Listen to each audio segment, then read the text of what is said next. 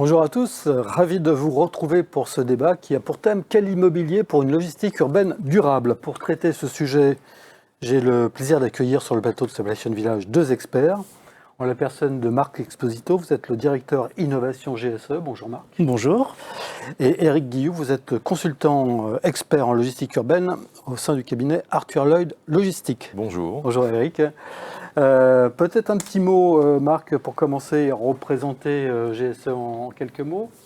Bien sûr, GSE donc, est un contractant global en immobilier d'entreprise. Donc, nous concevons et construisons tout type de bâtiments d'immobilier d'entreprise, industriel, tertiaire et évidemment logistique, puisque ça représente plus de la moitié de notre chiffre d'affaires. Vous êtes présent un petit peu partout dans le monde. On est présent surtout en Europe et en Chine. Et en Chine, voilà, c'est ça. Merci Eric, donc Arthur Lloyd Logistique.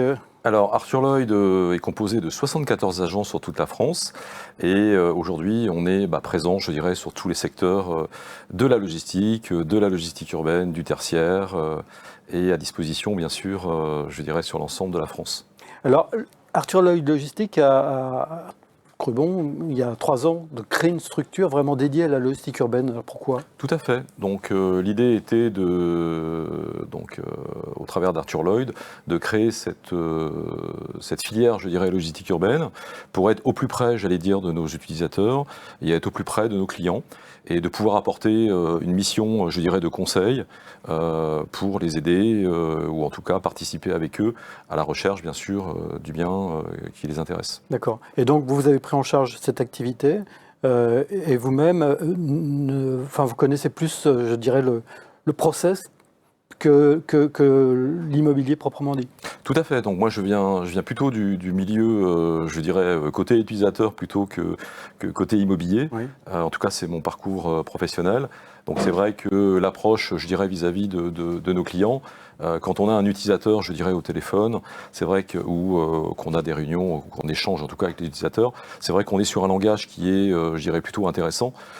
Pourquoi ? Parce que ça nous permet de parler un langage opérationnel, oui, et ensuite de mettre l'opérationnel, je dirais, à la disposition, je dirais, du client. Très bien, merci. Est-ce qu'on peut donner, quelle est votre définition de la logistique urbaine ? Qu'est-ce qu'on appelle logistique urbaine ? Est-ce qu'on peut aujourd'hui fixer les contours de ce terme ?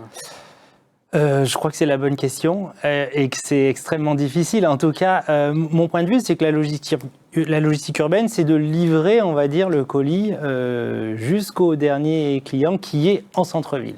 Oui. Et le problème, c'est que la chaîne logistique, elle remonte évidemment, comme tout client d'ailleurs, jusqu'à des entrepôts qui sont extrêmement loin des villes et extrêmement grands en général.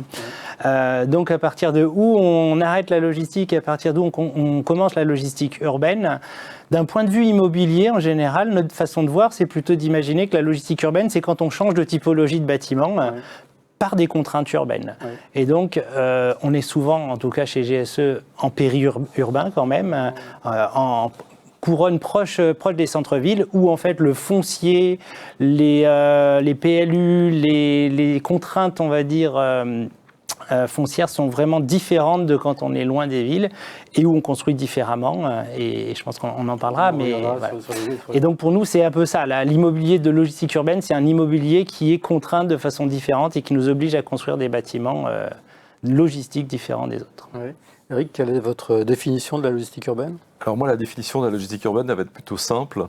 Je dirais c'est l'art et la manière d'acheminer, je dirais, les marchandises au sein des villes, et c'est-à-dire leur stockage, ainsi que le transport jusqu'aux clients finaux. Oui. On parle de logistique du dernier kilomètre. Est-ce que des fois, c'est pas un peu abusif comme langage, comme terme ? Alors c'est vrai que la logistique du dernier kilomètre se fait des fois, il faut 20 km pour le faire, oui, mais quoi qu'il en soit, l'idée, on en reparlera après sur les sujets suivants, mais l'idée bien sûr c'est de pouvoir livrer le client au final, et le client final, c'est celui qui attend son colis, qui attend la marchandise, qui attend un produit, et c'est à partir de cette base-là que des solutions doivent être mises en œuvre pour pouvoir faire en sorte que ce colis arrive dans de bonnes conditions. Très bien. Marc, vous l'avez dit, donc ce qui définit la logistique urbaine d'un point de vue immobilier, c'est des caractéristiques qui sont spécifiques justement à ce type de flux. Alors, est-ce qu'on peut en parler, dire quelles, selon vous, quels sont les bâtiments, comment adapter les bâtiments à la logistique urbaine?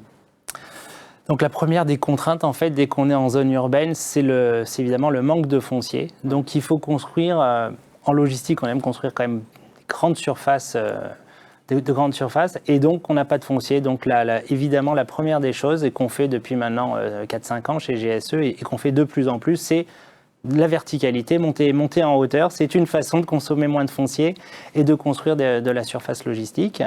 Donc ça, c'est une des caractéristiques principales, et c'est vrai qu'aujourd'hui, notamment en région parisienne ou en agglomération dans les grandes agglomérations françaises, on fait de plus en plus de bâtiments à étages.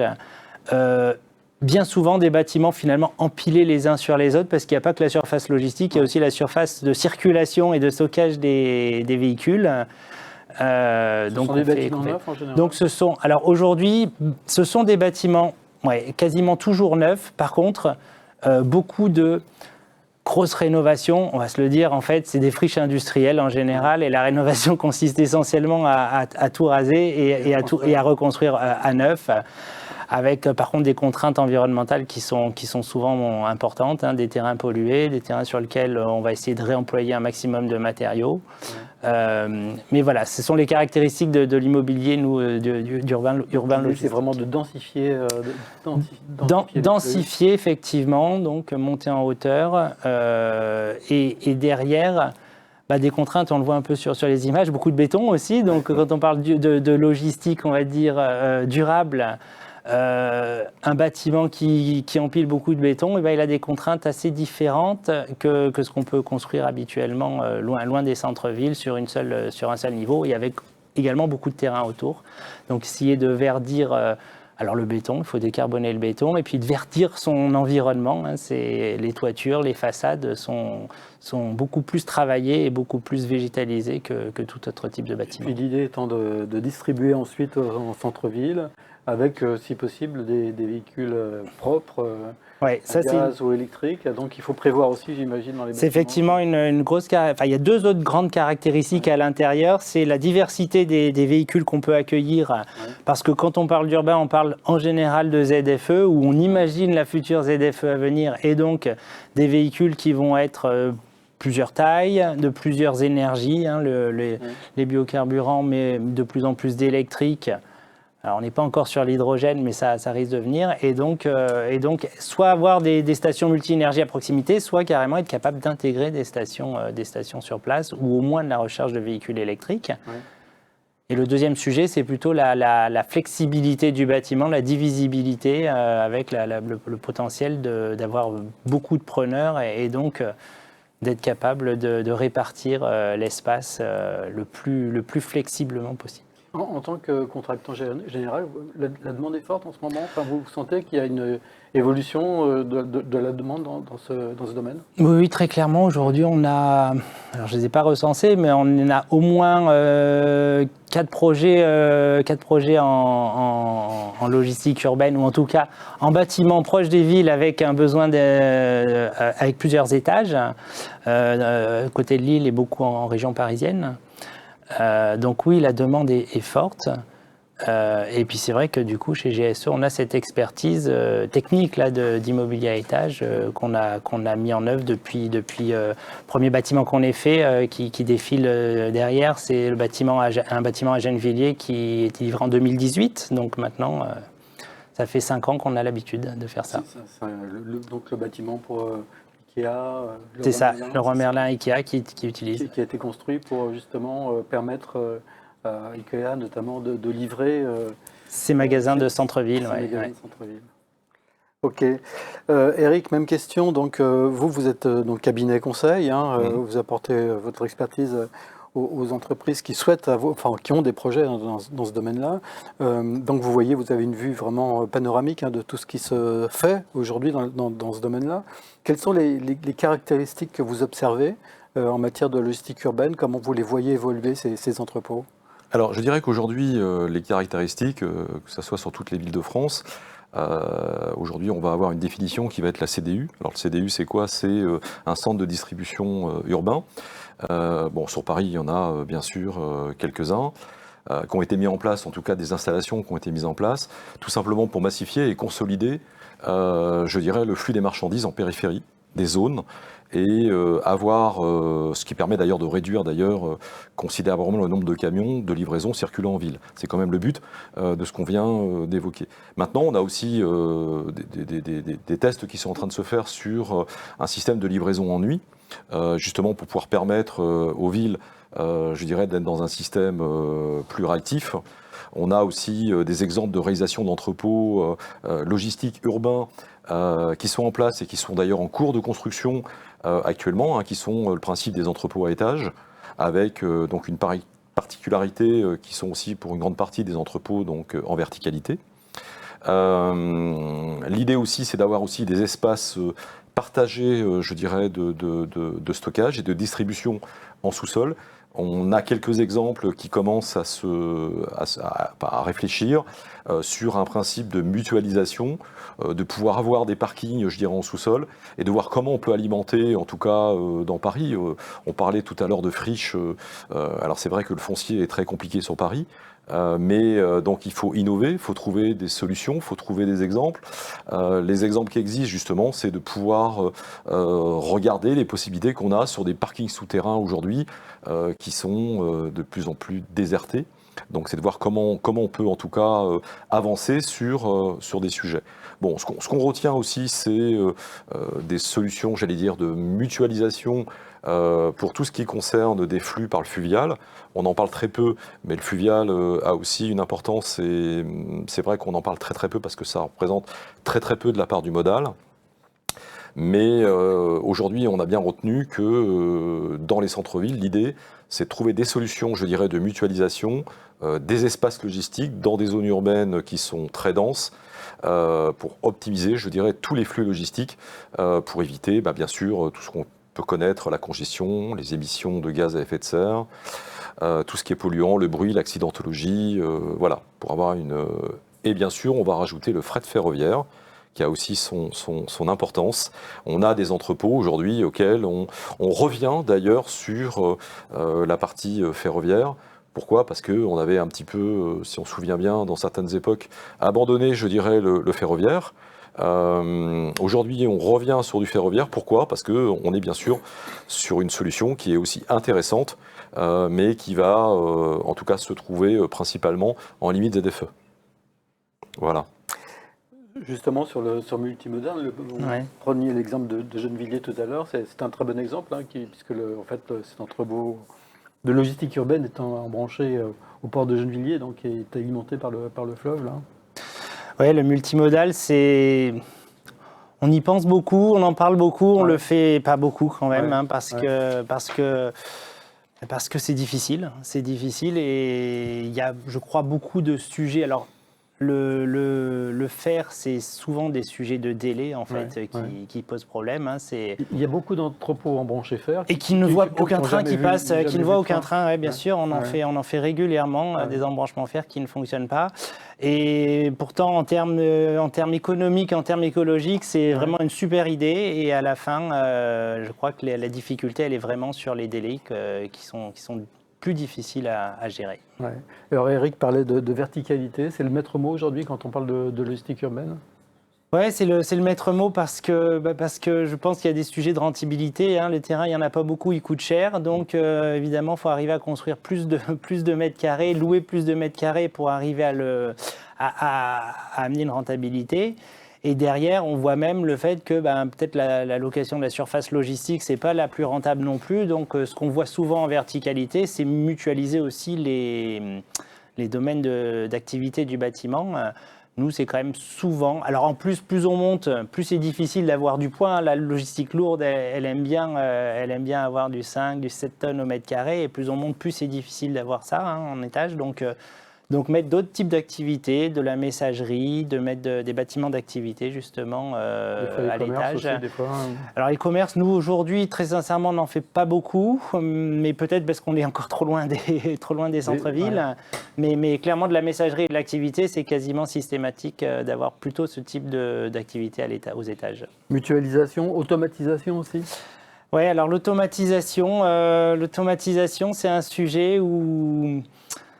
On en a, mais pareil, on en a quand même moins que de l'activité traditionnelle. C'est pour ça que je vous dis, nous, on empile plutôt des bâtiments plutôt que de se dire on va faire. Alors, c'est pas vrai, on a des bâtiments extrêmement automatisés. Dans les messageries, il peut y avoir de l'automatisation. Évidemment, pour ne pas le citer, Amazon aussi des bâtiments qui sont très hauts et très automatisés, et où du coup, d'ailleurs, c'est pas ce sont les colis qui descendent de l'étage pour arriver en bas et non les camions qui vont monter pour aller charger. Oui. L'automatisation, c'est un sujet. Alors, tout à fait. Alors, c'est un sujet. Bon, après, la réflexion, c'est plus on automatise, il faut aussi que dans les années à venir, que l'automatisation, si elle évolue pas, elle devient caduque, j'allais dire, au bout d'un moment. Donc, la réflexion, bien sûr, oui, c'est d'automatiser, je dirais, des chaînes, de production. Mais pour automatiser, là, on se retrouve sur des entrepôts qui vont être plus éloignés des centres-villes. On ne va pas retrouver des entrepôts automatisés, je dirais, dans les centres-villes. Pourquoi ? Parce que là, on est vraiment sur la livraison du dernier kilomètre. Et ça veut dire que la massification qu'on a eue, je dirais, en amont, nous a permis de pouvoir trier l'activité, de trier le produit avec des flux bien préparés à l'avance et de livrer directement dans les centres-villes pour que la dispersion de la marchandise puisse se faire dans des conditions optimum. Mais pourtant, en centre-ville, il y a des dark stores. Enfin, c'est quelque chose qui est en train de se mettre en place. Est-ce que c'est pas justement une piste de réflexion pour la logistique urbaine de mettre en place finalement à proximité des commerces, des petites surfaces, des petits entrepôts très très automatisés? Alors, je dirais qu'aujourd'hui, dans la logistique urbaine, on est plutôt sur 3 types d'entrepôts. Si on devait les évoquer, donc on a ce qu'on va évoquer, ce sont les élus, c'est ce qu'on va appeler les espaces de logistique urbaine. En général, ce sont des surfaces qui font entre 400 et 2500 mètres carrés. L'idée, c'est l'optimisation du kilomètre, donc on est vraiment là sur la partie centre-ville. Ensuite, on va avoir ce qu'on va appeler les CDU. Donc ça va être les centres de distribution urbains. Donc là, on est plutôt sur des entrepôts de 2500 à 5000 m². Toujours en centre-ville, ça enfin, alors là, on est en limite. Alors on peut être en centre-ville en fonction de certaines villes qui peuvent le permettre. Et on peut être aussi en limite ZFE, qui est plutôt très intéressant, parce qu'on sait qu'aujourd'hui, beaucoup de villes de France aujourd'hui sont en zone ZFE, même si celle-ci, avec le temps, de toute façon, reculera, parce que la zone ZFE, aujourd'hui, est délimitée, mais bien sûr, dans les années qui suivent, on aura des zones ZFE qui reculeront. Voilà. En même temps, on a aussi des HLU. Ce qu'on va appeler des HLU, ce sont des hôtels de logistique urbaine qui vont faire entre 5000 et 10 000, 15 000 m², où là, comme on l'a évoqué, ce sont, je dirais, plutôt des bâtiments en verticalité, et on retrouve ces bâtiments, je dirais, aussi en limite centre-ville, en limite ZFE, avec quelques constructions d'ailleurs qui sont en train de se faire en ce moment, des beaux bâtiments qui sont en train de se... On peut en parler peut-être alors après, on peut en parler, je veux dire, oui, il n'y a pas de souci. Bon, aujourd'hui, il y a deux promoteurs, je dirais, qui travaillent sur ces bâtiments, un qui va être sur le site de Valenton et un qui va être sur le site d'Argenteuil, qui sont des bâtiments qui sont tout à fait dédiés à la logistique urbaine, mais ce qui est intéressant, c'est qu'ils sont multi-activités. Donc ça veut dire que quand on parle de logistique urbaine, la logistique urbaine, je dirais, est un grand débat en termes de profession. On ne va pas y mettre que du colis, on ne va pas y mettre, quand on parle de marchandises, on parle de tout flux marchandises. Donc c'est vrai que l'avantage de cette verticalité et l'avantage de ces bâtiments, c'est de pouvoir justement avoir un entrepôt de logistique urbaine polyvalent. C'est quand même ce qu'on recherche. On recherche quand même de la polyvalence. Pourquoi ? Parce que malheureusement, la surface, je dirais, que nous avons dans les centres-villes, ne nous permet pas, je dirais, de pouvoir faire ce qu'on voudrait, et en tout cas nous faciliter la tâche pour pouvoir développer la log urbaine en centre-ville. Est-ce qu'on n'est pas en train de réinventer un petit peu ce qui existait il y a quelques années ? Je pense à des entrepôts, par exemple, en périphérie de Paris, qui étaient déjà des entrepôts à étage, avec des rampes d'accès pour les véhicules. Est-ce que c'est pas, finalement, on n'est pas en train de réinventer l'eau chaude, là, j'allais dire ? Oui, parce que je ne sais pas si on invente les bâtiments à étage. Effectivement, ils existaient avant. Et puis d'ailleurs, même ailleurs, ils existent depuis toujours. C'est juste répondre à une contrainte, faire de la logistique en répondant à une contrainte qui nous pousse à la verticalité. Après, réinventer, on va dire que quand on a perdu l'habitude de le faire, il faut forcément réapprendre. Il y a aussi au niveau des réglementations, quand même, c'est pas si simple de faire un entrepôt qui monte à l'étage et qui est divisible et qui respecte toutes les réglementations parce qu'on reste sur des gros stockages, donc des ICPE pour beaucoup. Voilà, tous les aspects de ruine en chaîne, tous les aspects de désenfumage sont loin d'être simples à régler. Et souvent, d'ailleurs, font l'étude, c'est des études de cas particulières à chaque fois, quoi. Ouais. Ça augmente forcément le prix du bâtiment. Et bien sûr, ça augmente le prix du bâtiment, tout à fait. Ouais. Quels sont, aujourd'hui, on parlait de LU, d'espace logistique urbain. Est-ce que ce sont des choses aussi qui sont en train de se mettre en place? Comment les élus, les collectivités, les municipalités s'organisent aujourd'hui pour mettre en place ce genre d'infrastructures? Est-ce qu'il y a une vraie prise en compte de ces sujets-là? Ou est-ce que la logistique urbaine continue un petit peu d'effrayer, j'allais dire, le monde politique? Alors non, je dirais pas que le monde aujourd'hui, en tout cas les élus, qui sont bien sûr, qui travaillent avec nous, je dirais sur les projets, parce que quand on les rencontre, bien sûr, on présente notre projet aussi aux élus avant de pouvoir mettre en place une activité. Donc on a plutôt des élus qui sont très à l'écoute, je dirais des projets qui vont se mettre en place sur leur ville. Bien sûr, c'est tout à fait légitime. À partir du moment où ces élus ont un hôtel urbain, par exemple, qui se met en place, ou un centre de distribution urbain qui se met en place, il est clair que chaque élu va travailler avec nous pour voir les solutions auxquelles on peut... voilà. Bon, après, moi, ce que je souhaiterais quand même préciser, ce qui serait intéressant pour accélérer, je dirais, la mise en place de la logistique urbaine en ville, ce qui serait intéressant, c'est de pouvoir travailler sur certains freins, parce que c'est vrai qu'aujourd'hui, on a des freins, mais qui sont des freins qui datent depuis quelques années. Par exemple, si on regarde sur la métropole, on a par exemple 131 règlements différents de stationnement dans la ville. Donc c'est très compliqué. Donc ça veut dire qu'on développe d'un côté la logistique urbaine et de l'autre côté, quand on a bien sûr des livraisons qui se font en centre-ville, on se retrouve bloqué parce que les aires de livraison ne sont pas forcément mis en place par les élus. Alors je sais que les élus travaillent sur un projet parce qu'il y a 14 propositions qui sont faites. Donc là, c'est lié vraiment à Paris, parce que c'est divisé en 20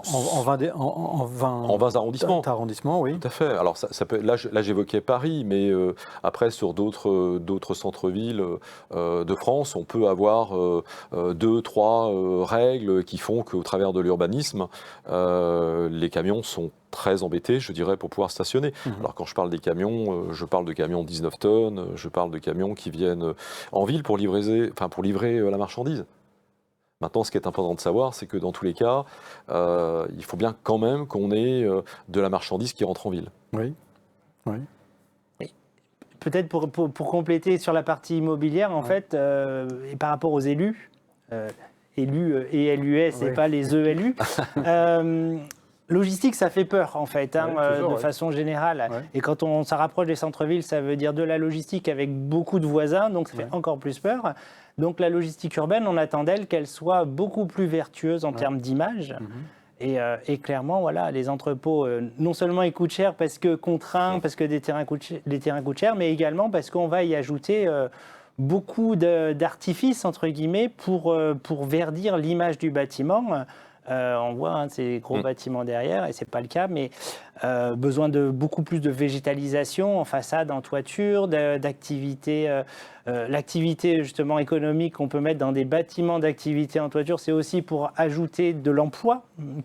La logistique, c'est beaucoup de surface prise, beaucoup de béton et peu d'emplois. Donc il faut changer cette image. Et c'est ça qui a derrière. Il faut bien livrer les centres-villes. Et bien évidemment. Si on ne réfléchit pas justement à l'organisation des flux à l'intérieur des centres-villes, il y aura toujours des camions, il y aura toujours... voilà. Donc on parlait des ZFE tout à l'heure. Là aussi, il faudra bien, à un moment donné, voir de quelle manière on peut irriguer ces zones-là. C'est évidemment une activité nécessaire, la logistique. Et on va dire même les élus ne s'y trompent pas. Facialement, ils sont contre, mais on ne peut pas réellement être contre la logistique. C'est juste nécessaire à la livraison de toute marchandise. Et pas que le e-commerce. Le magasin de centre-ville, il a lui aussi besoin d'être livré. Et ça se passe de la même façon avec les mêmes infrastructures logistiques derrière. Ouais. Alors, on parlait de réglementations diverses et variées, mais effectivement, est-ce qu'il n'y aurait pas, à un moment donné, moyen de rationaliser toute cette multitude de réglementations pour faire qu'il y ait une politique de logistique urbaine un petit peu développée et déployée au niveau national, enfin quelque chose qui permettrait, d'un point de vue réglementaire, que tout le monde soit Alors j'allais dire aujourd'hui parle le même langage, quoi, déjà. Aujourd'hui, il y a des choses qui se mettent en place, mais je voulais juste donner une petite parenthèse concernant, ces hôtels urbains. On évoquait les hôtels urbains. Ce qu'il faut dire, c'est que par rapport à la question que vous posiez en disant que ça fait quelques années que la logistique urbaine en parle, aujourd'hui on en parle de façon plus accélérée, mais aujourd'hui on nous demande aussi que les bâtiments soient dans une logistique durable. Ça, c'est aussi important de considérer qu'il y a des options dans ces bâtiments. Donc ces options aujourd'hui qui sont des options immobilières qui nous sont demandées par rapport à l'impact de l'environnement, qui vont être bien sûr de favoriser l'efficacité opérationnelle. Alors pour ça, sur certains bâtiments que j'ai pu citer en verticalité, on peut nous demander, d'une part, il y a un emplacement stratégique qui va être important par rapport à la question posée, par rapport à la livraison. On va avoir aussi, forcément, quand on dit emplacement stratégique, c'est d'avoir des emplacements proches du centre-ville, en tout cas au plus près du centre-ville, et avec des infrastructures transport qui nous permettent de faire ces livraisons. On va avoir aussi des demandes qui sont sur des bâtiments écologiques. Donc là, ces bâtiments écologiques, il faut aussi avoir une réflexion pour opter sur des entrepôts qui soient aux normes éco-énergétiques. Donc ça a été évoqué tout à l'heure par Marc, avec des matériaux durables. Donc toute cette partie-là, on a la gestion des déchets qui vient aussi se greffer, je dirais, sur l'ensemble des bâtiments. On a toutes les énergies renouvelables, on le voit sur le bâtiment, auquel on va avoir des énergies qui sont renouvelables et qui sont fort intéressantes en termes de développement. Tout le transport vert. Alors le transport vert, maintenant, c'est aussi la réflexion avec des camions, je dirais, qui sont des camions électriques. Mais c'est vrai qu'un camion électrique avoisine entre 200 et 300 € le prix du camion. Donc on imagine que toutes les entreprises aujourd'hui ne peuvent pas, en tout cas, avoir les moyens financiers, même si elles le souhaiteraient, de pouvoir, opter, pour du transport vert. Après, on a tout ce qui concerne aussi la certification environnementale. Donc là, on sait tous que c'est la recherche, des bâtiments certifiés avec des normes qui sont intéressantes. Mais donc du coup, le bâtiment va être avec des LED. Voilà, je ne vais pas tout citer, mais on a des bâtiments auxquels on fait de plus en plus, de choses à l'intérieur qui permettent de travailler sur l'environnement. Alors forcément, tout ça, ça a un coût. Et ces coûts viennent se greffer, sur le bâtiment. Et donc, il faut réfléchir différemment. Ouais. Mais en tout cas, il faut avancer. Ça lui coûte d'autant plus que le foncier est cher. Et surtout à la périphérie des grandes villes, le foncier est cher. Et donc, il y a une équation économique qui est toujours compliquée pour les utilisateurs, sachant que la logistique en tant que telle n'est pas créatrice, en tous les cas, de chiffre d'affaires. Enfin, c'est un service, mais qui n'est pas aussi rentable que pourrait l'être, par exemple, des commerces ou pour l'être d'autres types d'activités. Donc il y a vraiment cette... Est-ce qu'on ne pourrait pas mettre en place, est-ce que les municipalités, l'État, je ne sais pas, mettre en place des mesures incitatives pour faciliter l'implantation de bâtiments comme ça ? Sachant que c'est des bâtiments d'utilité publique, tout le monde a besoin de la logistique. Certainement que ça serait utile. Je ne sais pas si c'est vraiment une volonté publique d'aider l'implantation. En tout cas, si ça se fait, je ne suis pas sûr que ça se crie très, très fort. Mais pour revenir sur la partie environnementale des bâtiments, il y a quand même une opportunité sur la partie énergétique. Ouais. On parle d'énergie renouvelable, c'est vrai que l'énergie renouvelable, ils sont gros, donc il y a des grandes surfaces pour mettre, et il y a même des obligations en général de mettre de l'énergie renouvelable. C'est quand même une des grosses opportunités que pousse la logistique parce que généralement ils produisent plus, ils produisent trop par rapport aux bâtiments. Et donc il y a une opportunité. Alors aujourd'hui ça se revend sur le réseau, mais il y a deux opportunités qu'on regarde de façon de plus en plus importante. La première, c'est les véhicules sont de plus en plus électriques et spécialement sur la logistique urbaine parce que c'est par là que commencent les véhicules électriques pour livrer. Le camion 19 tonnes électrique, il existe. Le 44 tonnes, peut-être, il existe aussi, mais on va dire qu'il n'est pas vraiment encore courant. Mais donc, la possibilité de faire passer les électrons de la toiture dans les camions, c'est quand même une opportunité double, à la fois pour la partie, on va dire, environnementale, mais aussi sur la partie économique. C'est-à-dire qu'aujourd'hui, camion électrique, quand on produit son électricité, on la produit probablement au moins 2 fois moins cher que ce qu'on l'achèterait sur le réseau. Donc il y a un vrai sujet et les transporteurs réfléchissent activement là-dessus avec le transport le moins cher demain, c'est certainement le transport dont on produit soi-même son énergie. Et la deuxième opportunité aussi, c'est ce qu'on appelle l'autoconsommation collective. Il y a des incitations à finalement livrer l'électricité produite à ses proches voisins. Et la bonne nouvelle, proches voisins, c'est 2 km, donc on ne peut pas aller très loin. Mais la bonne nouvelle, c'est que dans des zones urbaines, il y a beaucoup de voisins dans les 2 km. Et ça, il y a une acceptabilité probablement assez importante à pousser parce qu'on n'aime pas avoir même un joli hôtel logistique urbain à côté, certainement que c'est déplaisant. Mais si ça nous apporte une diminution de moitié de la facture électricité, c'est peut-être un petit peu plus acceptable. Eric ? Après, concernant, je dirais, l'État, moi ce que je dirais simplement, c'est que le soutien financier de l'État au projet, je dirais, de log urbaine peut être justifié, je dirais, dans certaines circonstances. En l'occurrence, c'est dans le cas où, et c'est le cas en ce moment parce qu'on travaille sur des objectifs quand même de développement de logistique urbaine, c'est quand même le sujet aujourd'hui qui est essentiel, en tout cas pour atteindre, je dirais, les objectifs de développement urbain. Donc ça, c'est très important, tel que la réduction de la congestion, on en a parlé tout à l'heure, tout ce qui va concerner la pollution de l'air, tout ce qui va être évoqué sur le bruit, tout ce qui va être sonore. Et aujourd'hui, je tiens à préciser que l'État travaille sur 14 propositions.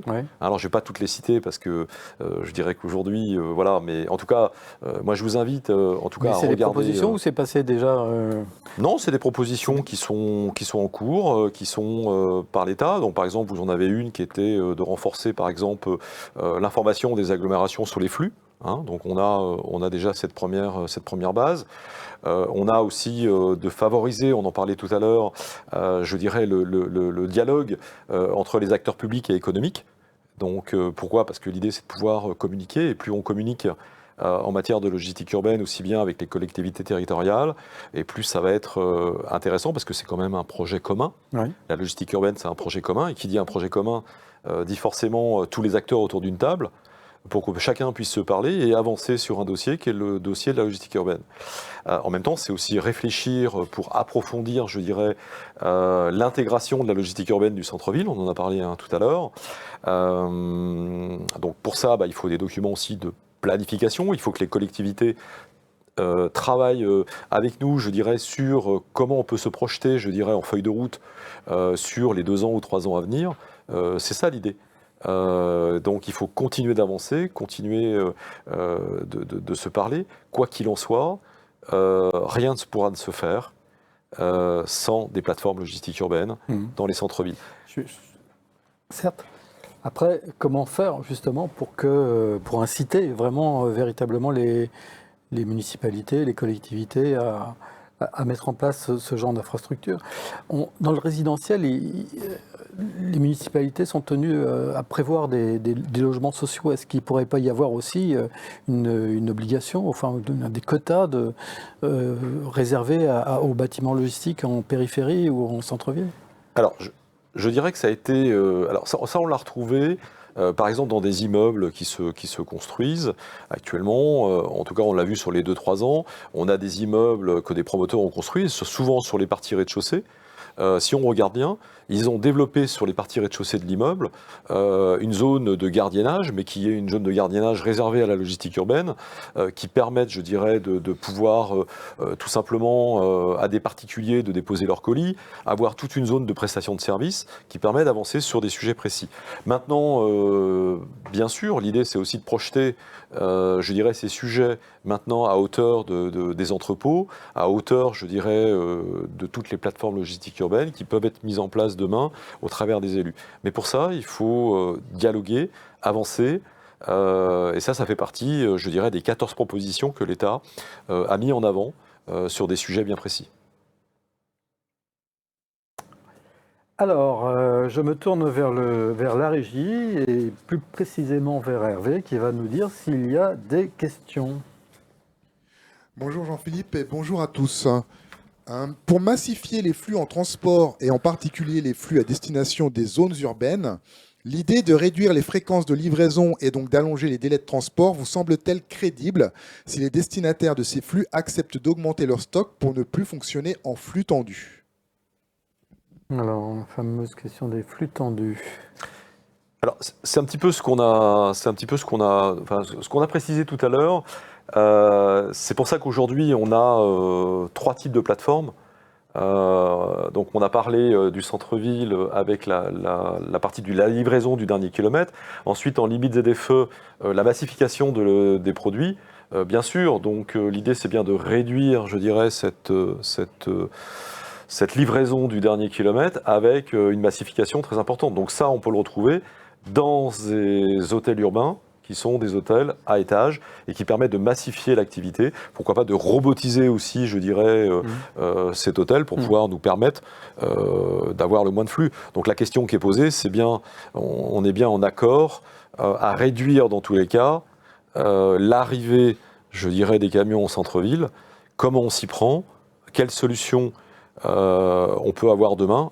Les solutions, c'est de pouvoir massifier en amont et d'arriver avec peut-être des camions de taille réduite, je dirais, dans les centres-villes.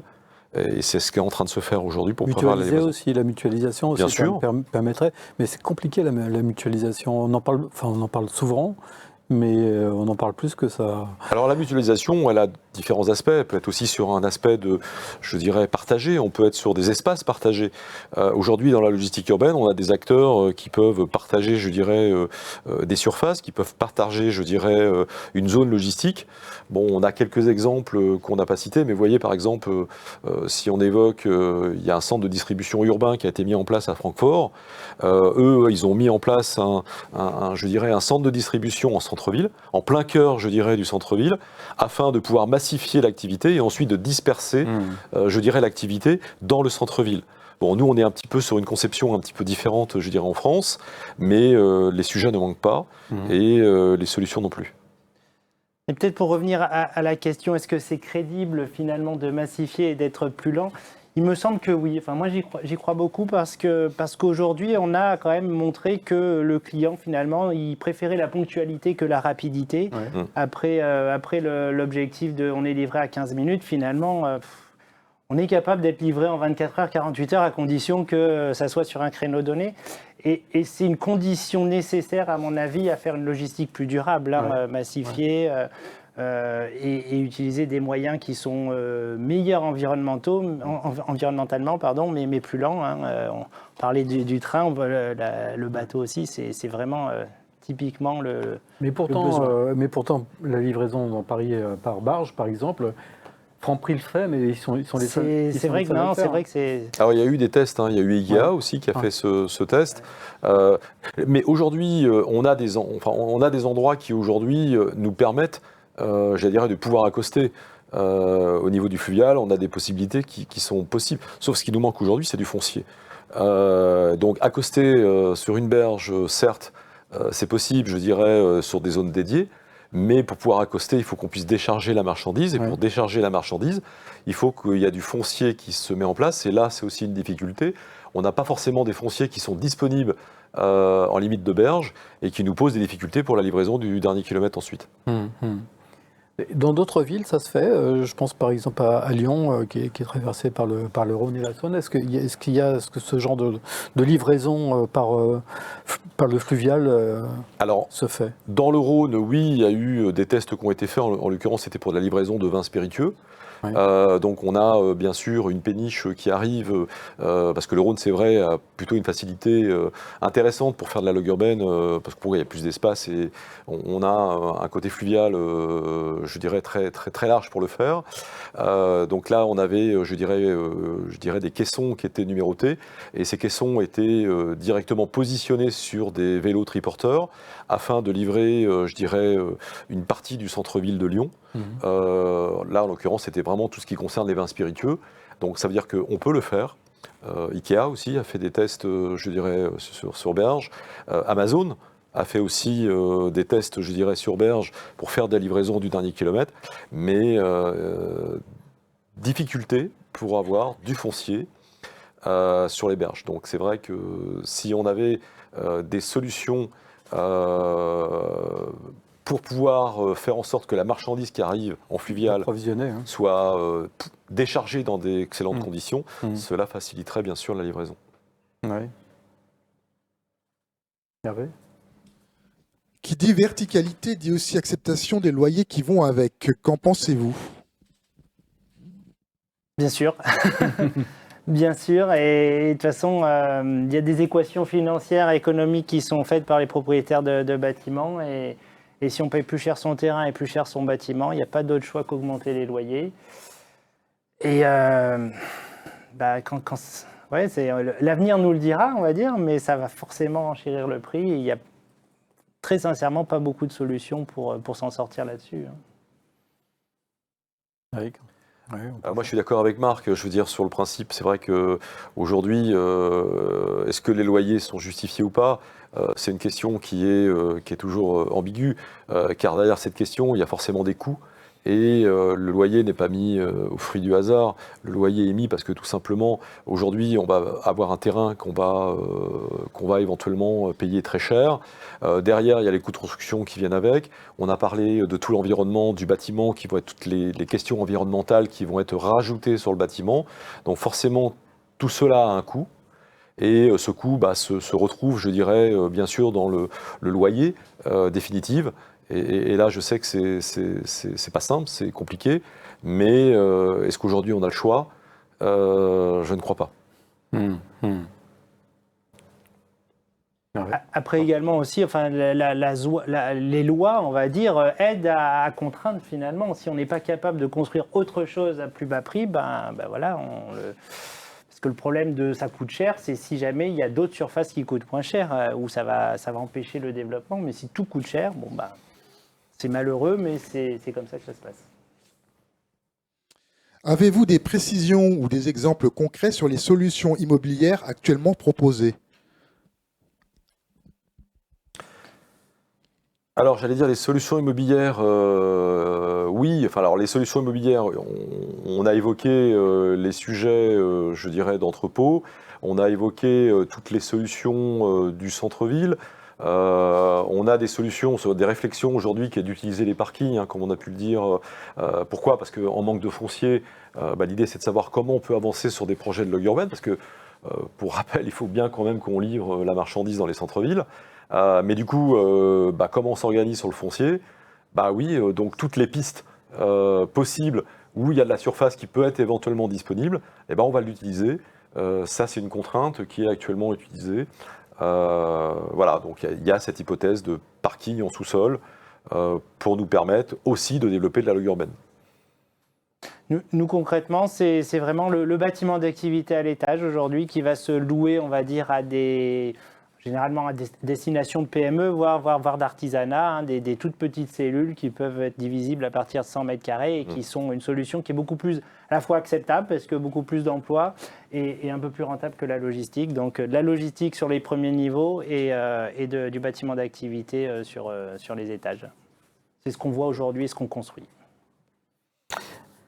Mais l'aménagement de parking, de choses comme ça, on a quand même l'impression quand même que c'est du dépannage, j'allais dire. Enfin, ça permet de résoudre comme ça ponctuellement des problèmes de livraison urbaine, mais on n'a pas l'impression que c'est vraiment une prise en charge véritable des pouvoirs publics pour un sujet qui est quand même primordial, en fait. Alors vous avez tout à fait raison. Maintenant, la difficulté, c'est de trouver du foncier disponible à un prix raisonnable dans des centres-villes, à défaut, je dirais, de pouvoir trouver de la surface.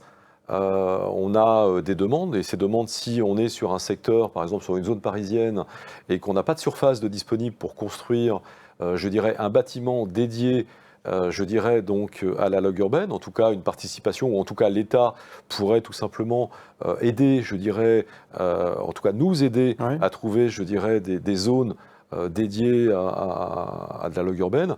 C'est sûr que ça nous faciliterait la tâche, mais à défaut de trouver des surfaces, il faut bien qu'on avance. Et on essaie de trouver toutes les solutions possibles. Le parking est une piste. Je n'ai pas dit que c'était la meilleure des pistes.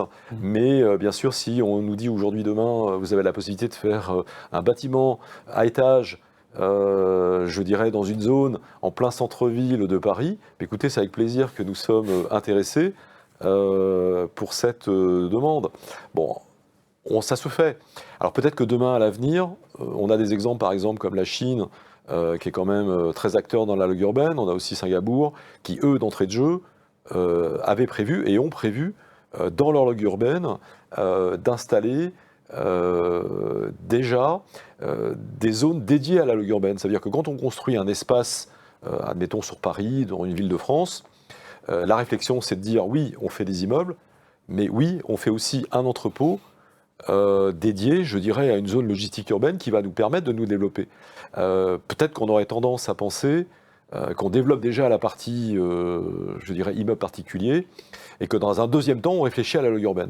Donc je pense que si on faisait l'addition de la réflexion des deux, et que chacun autour d'une table puisse, je dirais, trouver des solutions pour nous permettre d'avancer, je pense qu'on avancerait communément ensemble sur d'un projet dédié. Comment ça se passe ailleurs, je veux dire, puisque GSE est présent dans pas mal de grandes villes européennes. Est-ce que la situation est identique à ce qu'on connaît en France, ou alors qu'il y a une prise en compte différente de la logistique urbaine? Je pense par exemple à l'Allemagne, où vous êtes très présent. J'avoue que je ne sais pas si vraiment la prise en compte est différente. Ce que je sais, c'est qu'on construit encore plus haut, on va dire, en Allemagne et évidemment en Chine qu'en France. Donc, quelque part, on nous contraint moins. On fait des bâtiments. Je pense que dans ce qui défilait, il y avait un bâtiment qui était sur Hambourg, un autre sur Shanghai, et qui sont vraiment des monstres de plus de 100 000 m² sur 2-3 étages. Dédiés à la log urbaine. Dédiés à la log urbaine, on va dire, mais pas à la log forcément. Enfin, comme on disait, c'est du multipreneur, c'est 2-3 preneurs. Hein, c'est difficile de faire 100 000 m² pour 60 preneurs différents. L'équation économique est encore plus difficile dans ce cas.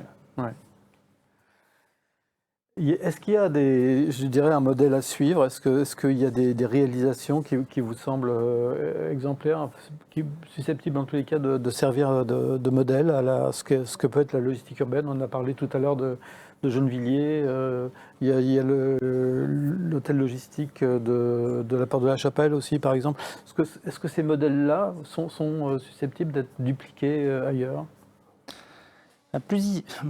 Malheureusement, plus ils sont emblématiques d'un point de vue image, et probablement moins ils sont rentables. Donc c'est vrai que la difficulté, elle est de trouver la vraie bonne équation de l'acceptabilité du bâtiment avec la rentabilité du bâtiment. Et c'est difficile aujourd'hui. Je sais que nous chez GSE, on travaille sur un bâtiment à Gennevilliers qui est en tout cas en image magnifique, et qui est pourtant rendu inacceptable par le voisinage. Donc c'est compliqué. Hein. Et pour autant, on n'a jamais fait un bâtiment plus vert, plus vertueux et un bâtiment plus vert, plus vertueux. Et donc, on a du mal à... C'est vraiment le paradoxe. Hein. Et sachant qu'il vient à la place d'une friche industrielle qui est absolument épouvantable. C'est-à-dire qu'on fait un vrai mieux sur le terrain et pour autant, ça reste inacceptable aux yeux d'un certain nombre. Et pourquoi ? Ça, c'est des fois, j'ai bien du mal à me poser, à comprendre pour le coup. Ouais. Pour le coup, j'ai du mal.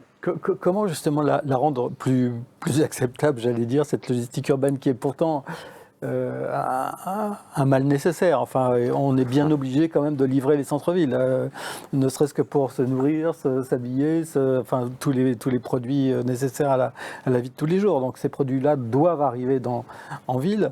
Comment tout ce qui nous entoure a été à un moment ou un autre livré par un camion. Hein. Donc comment faire comprendre, comment réussir à susciter la prise de conscience finalement des décideurs de la ville que c'est nécessaire, que c'est indispensable et qu'il faut arrêter de bricoler et puis prendre le sujet vraiment à bras-le-corps.